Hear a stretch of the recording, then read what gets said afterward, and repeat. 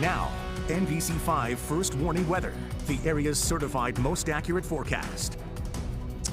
Our viewers are already sending in pictures of some of the damage from this afternoon's storm system that's moving through. A couple of tree limbs down and some flooding in Enosburg, the water over the road. But this is of the variety that goes away in 2 hours as opposed to Making an impact for months. or years. Yeah. So that is the trend as we go through this evening. But Wow. this picture in from Alberg of the big limb there that snapped off when the thunderstorms came through. And now the rain is approaching Burlington, but it is crawling along at about 10 miles per hour. Just saw a lightning flash as well on the camera there, but you can no longer see Juniper Island.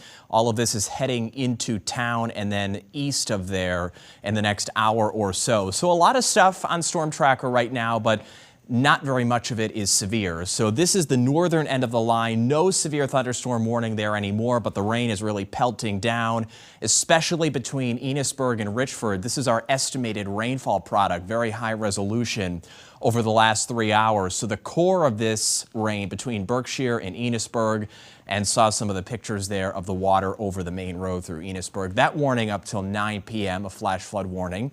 And then this is the slow back building line that is now actually extending just south of the Indian Bay Marina down towards Willsboro, and the lightning strikes are out ahead of it. So we just saw the camera from Burlington. It's right there looking west.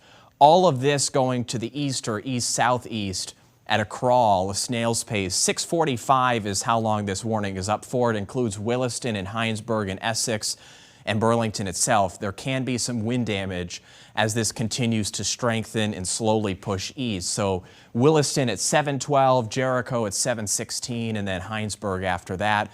Quite a thunderstorm between Salisbury and Pittsford as well. Hubbardton and near Lake Bomazene. This is pushing over the Green Mountains towards Hancock. Lebanon and Windsor also getting a good thunderstorm right now, but it's ironic where the actual severe thunderstorm watch is for the southern counties of our area.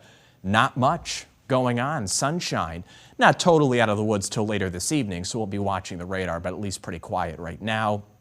Not far from 70 either. So we've got clouds tomorrow morning for a lot of us. If you're south or west, you luck out with sun early. But for most of us, it takes some time for the clouds to go away. There may be a shower in the morning, not a big deal. Just 1 or 2 of them. They're on the lighter side.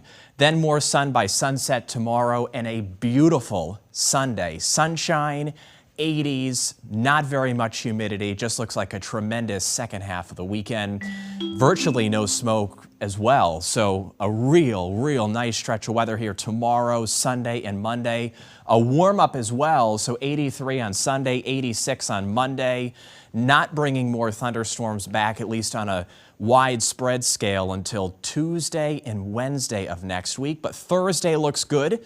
Thursday next week, of course, the rescheduled Governor's Cup at Thunder Road in Barrie, and we'll be very close to 90 degrees when we get to next Thursday. It's looking hot here as we get towards late July. Meteorologist Matt DiLoretto is standing by in Barrie, where the rain has moved out for now. Matt? Yeah, Tyler, we're on our last stop of the historic Vermont flood coverage, and the damage here is probably the worst that I have seen of anywhere else. The problem here is we didn't only have water damage, but also the current of the water just totally swept the earth from out under, and the buildings were destroyed. And I want to show you just an idea of how high the water got. I'm 5'11", and this here is taller than me, so I would have been totally submerged at its highest point. We'll send it back into the studio to Brian Colleran. Brian?